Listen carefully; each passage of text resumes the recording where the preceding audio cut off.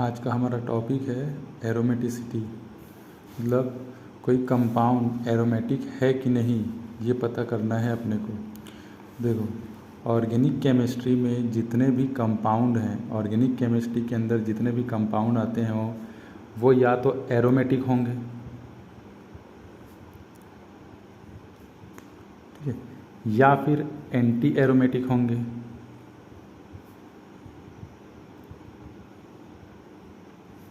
या फिर non aromatic होंगे। थर्ड क्या है? Non aromatic. ठीक है, इससे कोई मतलब नहीं है, इन दोनों से मतलब है। जो कंपाउंड ना तो एरोमेटिक के अंडर में आ रहा है ना तो एंटी एरोमेटिक के अंडर में आ रहा है, वो ऑब्वियसली क्या हो जाएगा? Non aromatic. ठीक है, जो ना तो एरोमेटिक में आएगा ना ही एंटी एरोमेटिक में आएगा, वो क्या हो जाएगा? Non aromatic. ठीक है, तो सबसे पहले एरोमेटिक होने के लिए किसी कंपाउंड को क्या होना चाहिए? उसको होना चाहिए साइक्लिक। उस कंपाउंड को क्या होना चाहिए? साइक्लिक। एंटी एरोमेटिक भी होने के लिए क्या होना चाहिए? साइक्लिक। ठीक है, चलो सेकेंड रूल है बी। अगर कोई कंपाउंड एरोमेटिक है तो उसमें कॉन्जुगेशन होना चाहिए। अब ये कॉन्जुगेशन होता क्या है, ये अगर रेजोनेंस पढ़े होंगे कहीं पर भी तो उसमें पता होगा, है ना। तो मैं ये मान के चलता हूँ कि कॉन्जुगेशन पता है। ठीक, तो कॉन्जुगेशन जनरली किसका किसका? Pi bond and pi bond, pi bond and lone pair, pi bond and odd electron. ठीक है, pi bond and pi bond, pi bond and lone pair. Lone pair कभी कभी ऐसा भी रहेगा ना, ये ऐसा करके, तो इसको भी लोन पेयर के अंडर में कंसीडर किया जाएगा। और पाई बॉन्ड और यहाँ पर क्या रहेगा? Odd electron. एंटी एरोमेटिक होने के लिए भी क्या चाहिए रहता है? कॉन्जुगेशन चाहिए रहता है। इसके लिए भी क्या रूल है? कॉन्जुगेशन। तो अगर कोई कंपाउंड साइक्लिक है तो वो एरोमेटिक भी हो सकता है, एंटी एरोमेटिक भी हो सकता है। अगर किसी कंपाउंड में कॉन्जुगेशन फॉलो हो रहा है तो वो एरोमेटिक भी हो सकता है, एंटी एरोमेटिक भी हो सकता है। ठीक है, थर्ड सी, एरोमेटिक होने के लिए क्या जरूरी है? प्लेनर। ठीक है, एंटी एरोमेटिक होने के लिए भी क्या चाहिए रहता है? प्लेनर। प्लेनर मतलब किसी उस कंपाउंड के जितने भी एटम हैं वो सेम प्लेन में लाई करना चाहिए। ठीक है, प्लेनर मतलब क्या है? सेम प्लेन में लाई करना। जैसे पता है sp2 हाइब्रिडाइजेशन और sp3 हाइब्रिडाइजेशन, sp2 हाइब्रिडाइजेशन में जो 3 लोब होते हैं वो एक ही प्लेन में रहते हैं, लेकिन sp3 हाइब्रिडाइजेशन में जो टोटल 4 लोब होते हैं उसमें से एक लोब परपेंडिकुलर रहता है और बाकी 3 लोब एक प्लेन में रहते हैं। ठीक है, तो जाहिर सी बात है हम लोग प्लेनर किसको बोलेंगे? sp2 हाइब्रिडाइजेशन में जितने भी लोब बने हैं ना वो सब के सब प्लेन में, एक ही प्लेन में लाई करते हैं। और sp3 में हाइब्रिडाइजेशन में जितने लोब बने हैं उसमें 3 लोब एक प्लेन में लाई कर रहे हैं और एक लोब क्या है? उनके ऊपर परपेंडिकुलर है। ठीक है, तो ये छोटी छोटी बेसिक नॉलेज है वो पता होना चाहिए। तो प्लेनर होना चाहिए और प्लेनर। तो पता कैसे करेंगे कि कौन एंटी एरोमेटिक है और कौन एरोमेटिक है? जो फोर्थ रूल है उससे पता चलता है।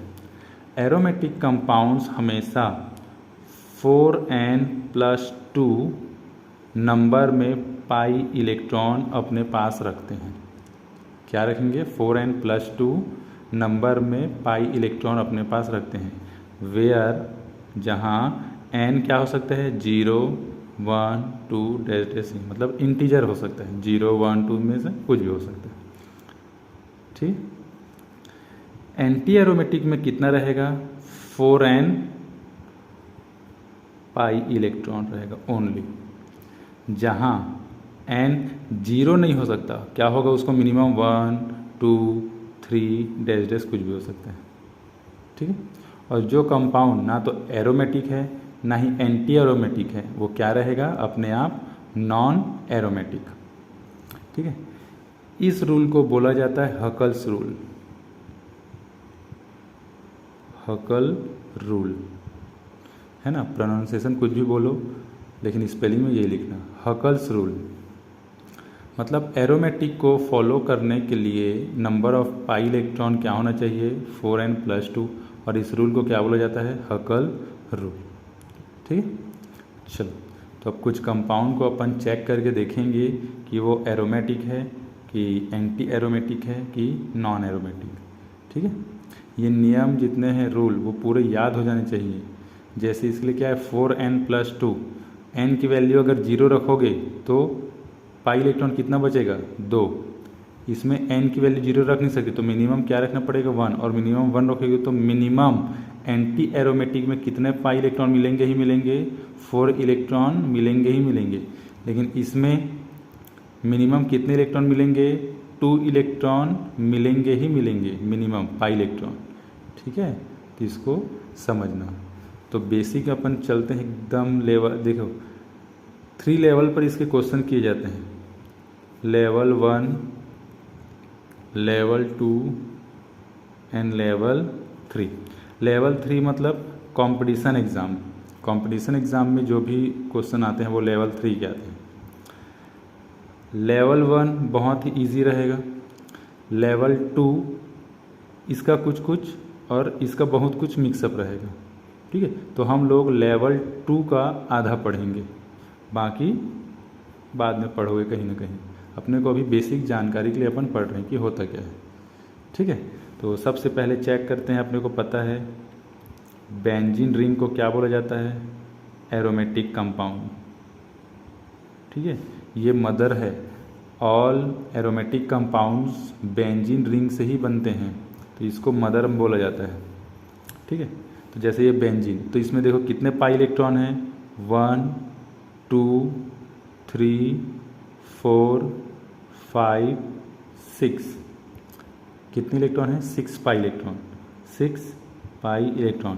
तो इस 6 पाई इलेक्ट्रॉन को मैं इस रूल से लिख सकता हूँ कि नहीं, 4, n की वैल्यू अगर मैं 1 लेता हूँ +2, ये रूल में आ गया, 4n+2। n की वैल्यू अगर मैं 1 लेता हूँ तो ये 6 इलेक्ट्रॉन को मैं ऐसे एक्सप्रेस कर सकता हूँ। इसका मतलब क्या है, हकल्स रूल को ये कंपाउंड फॉलो कर रहा है ना। ऊपर से साइक्लिक है, ऊपर से कॉन्जुगेशन है, ऊपर से प्लेनर है, ये 3 रूल फॉलो हो रहे हैं। जब ये 3 रूल फॉलो होगा उसके बाद कौन सा रूल को अप्लाई करोगे, 4th हकल्स रूल को। पता चल रहा है इस रूल को फॉलो हो रहा है, लेकिन साइक्लिक है नहीं, कॉन्जुगेशन नहीं है, प्लेनर नहीं है। ठीक है, चलो तो कितने इलेक्ट्रॉन हो गए, 1 2 3 4 5 6, और ये 6 पाई इलेक्ट्रॉन को मैं किस रूल में एक्सप्रेस कर सकता हूँ, 4n+2 हकल्स रूल। तो बेंजीन रिंग क्या आ गया, एरोमेटिक। क्या है ये, एरोमेटिक। ठीक है, चलो ये ऐसे कुछ कंपाउंड। अच्छा एक चीज़ और लास्ट, जो एरोमेटिक कंपाउंड हैं वो मोस्ट स्टेबल रहेंगे, मोस्ट स्टेबल। ठीक है, एरोमेटिक कंपाउंड मोस्ट स्टेबल रहते हैं, anti aromatic compound least stable रहेगा, लीस्ट स्टेबल। ठीक है, और जो नॉन एरोमेटिक कंपाउंड्स होते हैं वो मॉडरेट होता है।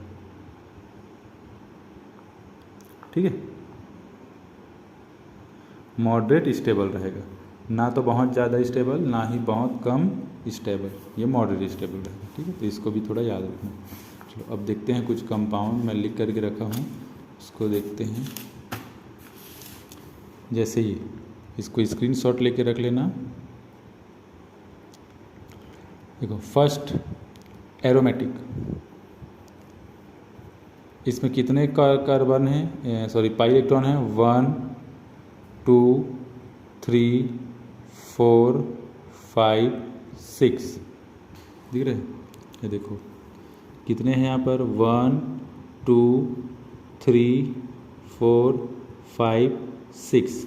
6 पाई इलेक्ट्रॉन है, और 6 पाई इलेक्ट्रॉन को मैं कैसे अप्लाई कर सकता हूँ, 4n+2 में n की वैल्यू अगर 1 लेता हूँ तो ठीक है। ऊपर से ये प्लेनर है, क्या है प्लेनर, कॉन्जुगेशन है, तो इसमें सब रूल फॉलो हो रहा है, मतलब ये एरोमेटिक है। इसमें आ जाते हैं, ये भी एरोमेटिक है, 1 2 3 4, और ये इनको भी क्या माना जाता है, पाई इलेक्ट्रॉन, क्योंकि आगे चल कर के ये यहाँ पर पाई बॉन्ड बना सकता है। ठीक है, तो 1 2 3 4 5 6, तो इसमें टोटल कितने इलेक्ट्रॉन हैं, 6 पाई इलेक्ट्रॉन। इसमें भी कितने आ गए थे, 6 पाई इलेक्ट्रॉन। ठीक है, तो ये दोनों एरोमेटिक हैं। उसके बाद इसमें आते हैं, ये है नॉन एरोमेटिक। नॉन एरोमेटिक कौन रहेगा, जो ना तो एरोमेटिक है ना ही एंटी एरोमेटिक, वो क्या रहेगा, नॉन एरोमेटिक। तो देखो इसमें कितने पाई इलेक्ट्रॉन हैं, 1 और 2। इस पर कोई सा भी कॉन्जुगेशन फॉलो नहीं हो रहा है। देखो पाई बॉन्ड के बाद कोई कॉन्जुगेशन है क्या, नहीं है। और वैसे भी इसमें कितने इलेक्ट्रॉन हैं, 2 पाई इलेक्ट्रॉन हैं। 2 पाई इलेक्ट्रॉन हमारे ना तो हम 4n+2 में एक्सप्रेस कर सकते हैं, ना ही 4n में एक्सप्रेस कर सकते हैं। ठीक है, कितने पाई इलेक्ट्रॉन है इसके पास, 1 2। तो मैं 2 इलेक्ट्रॉन को ना तो मैं 4n+2 में फॉलो करवा सकता हूँ, ना तो 4n में, कि अगर n की वैल्यू 0 लेंगे इसमें तो यहाँ पर 2 आएगा, है ना, यहाँ पर 2 आएगा। अच्छा सॉरी, यहाँ पर 2 इलेक्ट्रॉन है ना, लेकिन यहाँ पर कॉन्जुगेशन नहीं है, इसलिए ये क्या हो जाएगा, नॉन एरोमेटिक। ठीक, अगर 4n है, n की वैल्यू अगर 0 लेते हैं तो ये तो पूरा ख़त्म हो जाएगा ना। इसीलिए देखना जो एंटी एरोमेटिक में रूल दिया है उसमें n की वैल्यू 0 नहीं रख सकते। ठीक है, तो इसमें 2 इलेक्ट्रॉन तो है, लेकिन ये किसको, कुछ लॉ को फॉलो नहीं कर रहे हैं, कॉन्जुगेशन इसमें नहीं हो पा रहा है। ठीक है, इसलिए क्या है, ना तो एरोमेटिक है ना ही एंटी एरोमेटिक, इसलिए क्या है, नॉन एरोमेटिक। इसके बाद इसमें आ जाते हैं 1 2 3 4, इसमें 4 पाई इलेक्ट्रॉन है, और ऊपर से क्या है यहाँ पर, कॉन्जुगेशन। ये देखो ये वैकेंट ऑर्बिटल है। अच्छा यहाँ आया, वैकेंट ऑर्बिटल लिखना भूल गया, आ गया। यहाँ पर नोट में लिख लेना, जो यहाँ पर कॉन्जुगेशन लिखवाया है ना, वहाँ पर वैकेंट ऑर्बिटल का भी कॉन्जुगेशन रहेगा। चलो तो देखो ये पाई इलेक्ट्रॉन वैकेंट ऑर्बिटल के साथ क्या है, कॉन्जुगेशन में है ना, मतलब ये क्या है, रूल को फॉलो कर रहा है, प्लेनर भी है और साइक्लिक भी है। अब इसके पास कितने पाई इलेक्ट्रॉन हैं, 1 2 3 4। तो 4 को अपन कैसे अप्लाई कर सकते हैं, 4 को कैसे अप्लाई कर सकते हैं, अगर n की वैल्यू 1 लूँ तो ये 4 हो जाएगा, n की वैल्यू 1 लेने से क्या हो जाएगा, 4। तो हम लोग किसको अप्लाई कर सकते हैं, 4n वाले रूल को इसमें अप्लाई कर सकते हैं, मतलब ये क्या हो जाएगा, एंटी एरोमेटिक। ठीक है, चलो अब उसके बाद इसमें आते हैं एरोमेटिक। ये क्या है, एरोमेटिक। एरोमेटिक में कितने इलेक्ट्रॉन हैं यहाँ पर, 1 2। कितने इलेक्ट्रॉन हैं, 1 2। यहाँ पर ये कॉन्जुगेशन देखो, ये वैकेंट ऑर्बिटल है, ये डबल बॉन्ड के साथ क्या में है, ये कॉन्जुगेशन में है ना, साइक्लिक भी है, ट्रायंगल है मतलब साइक्लिक है, ऊपर से कोप्लेनर भी है। सबका हाइब्रिडेशन चेक कर लेना, हाइब्रिडेशन चेक करने आना चाहिए। अगर किसी भी कंपाउंड में sp3 हाइब्रिडेशन हो रहा होगा मतलब वो कोप्लेनर नहीं है। ठीक है, तो ये छोटी छोटी इन्फॉर्मेशन पता होगी तभी ये एरोमेटिसिटी समझ में आएगा। चलो तो ये एरोमेटिक है। अब ये दो इलेक्ट्रॉन हैं उसको मैं कैसे एक्सप्रेस कर सकता हूँ, हकल्स रूल में n की वैल्यू क्या ले लूँ मैं, 0। तो ये पूरा पार्ट क्या हो जाएगा, 0। तो क्या बचेगा, 2, और यही इलेक्ट्रॉन था यहाँ पर, इसलिए क्या है, एरोमेटिक। ये नॉन एरोमेटिक कैसे, कितने इलेक्ट्रॉन है इसके पास, 1 और 2 इलेक्ट्रॉन, और कहीं पर भी कोई कॉन्जुगेशन नहीं हो रहा है। प्लेनर है, हालांकि प्लेनर है, लेकिन कॉन्जुगेशन वाला रूल यहाँ पर अप्लाई नहीं हो रहा है, इसलिए क्या है, नॉन एरोमेटिक। ठीक है, इसीलिए सीक्वेंस में चेक करना, सबसे पहले क्या चेक करोगे, साइक्लिक है कि नहीं, उसके बाद क्या चेक करोगे, कॉन्जुगेशन हो रहा है कि नहीं, उसके बाद क्या चेक करोगे, प्लेनर है कि नहीं। और अगर ये सब रूल फॉलो हो रहा होगा तो लास्ट क्या चेक करोगे, ये एंटी एरोमेटिक है कि एरोमेटिक है, मतलब क्या इसके पाई इलेक्ट्रॉन को हकल्स रूल में एक्सप्रेस कर सकते हैं। अगर कर सकते हैं तो ये एरोमेटिक है, और अगर 4n वाले रूल में अप्लाई कर एक्सप्रेस करेंगे तो वो क्या रहेगा, एंटी एरोमेटिक। ठीक है, चलो तो यहाँ तक पूरा क्या था, ये लेवल 1 के क्वेश्चन थे। अब जैसे ये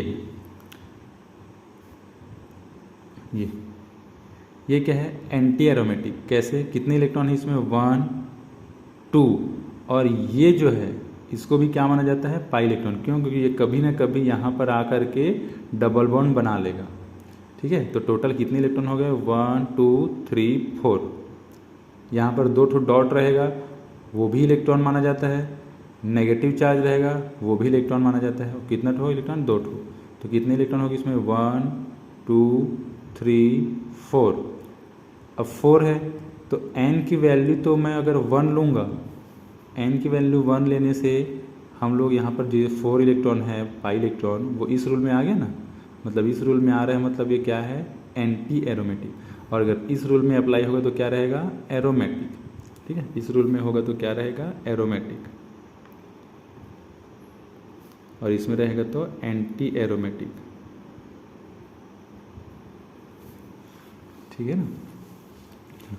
अब इस वाले में देखते हैं कितने इलेक्ट्रॉन हैं, 1 2 3 4 इलेक्ट्रॉन है। उसके बाद ये कॉन्जुगेशन में भी है और प्लेनर में भी है ना, ये देखो। चलो तो अब देखो, ये कॉन्जुगेशन है, ये कॉन्जुगेशन है, लेकिन इधर कॉन्जुगेशन है क्या, यहाँ पर कॉन्जुगेशन नहीं है।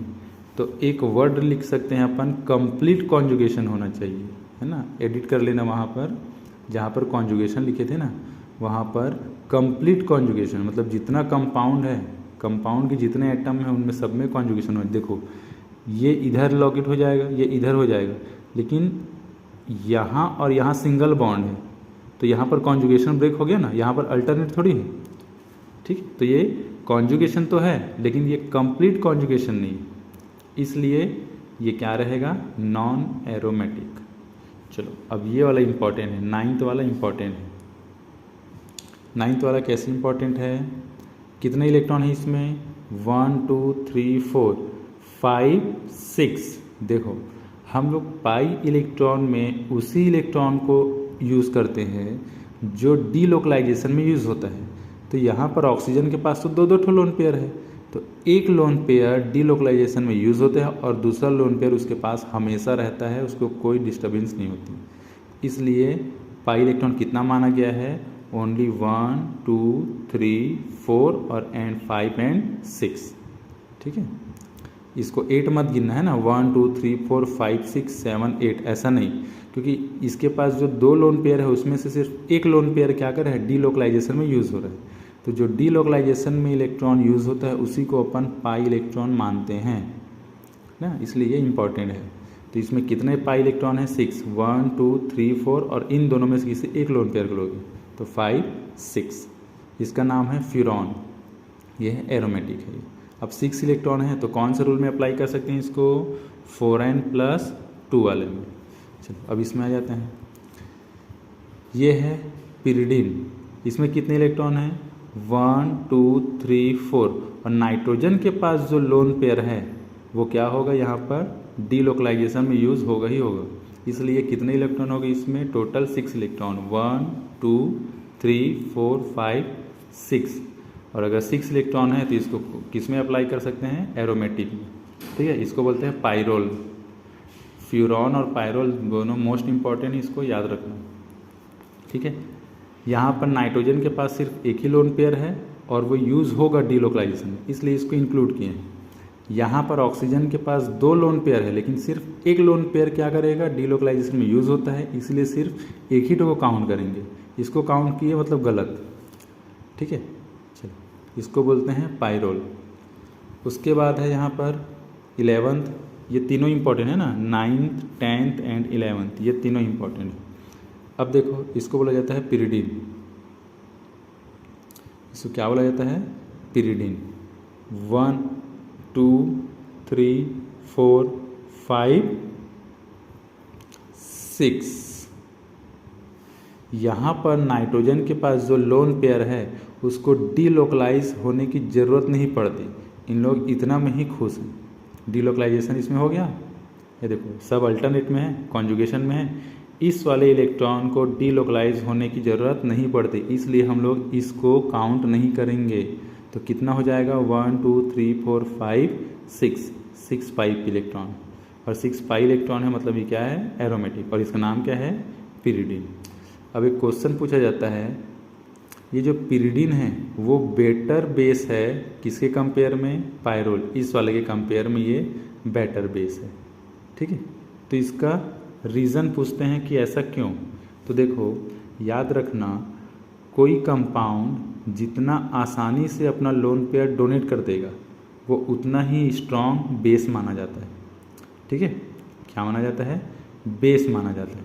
तो देखो यहाँ पर ये इसके साथ कॉन्जुगेशन में है, ये इसके साथ कॉन्जुगेशन में है, मतलब जब यहाँ पर डीलोकलाइज होगा तो नाइट्रोजन के पास जो लोन पेयर है वो क्या होगा, डीलोकलाइजेशन में बिजी रहेगा, तो वो डोनेट हो पाएगा क्या, नहीं हो पाएगा, है कि नहीं। हालांकि होगा लेकिन अपन कंपेयर कर रहे हैं अभी, है ना।